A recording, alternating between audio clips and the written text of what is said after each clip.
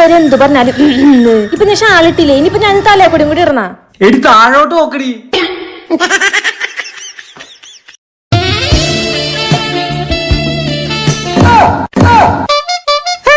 എന്തീ കാണിക്കണേ? വെള്ളന്താ വെള്ളന്താ വെള്ളപ്പൊ കൊണ്ടുവരാം. കഴിഞ്ഞോ? ഇല്ലേ? കഴിഞ്ഞോ? ചേട്ടൻ കഴിച്ചോ? ഞാൻ പിന്നെ കഴിച്ചോണ്ട്.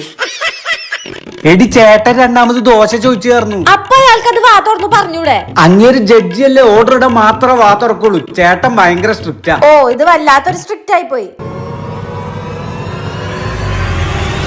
കൊറേ നേരമായി വെള്ളം ചോദിക്കണോ? വെള്ളം എവിടെ?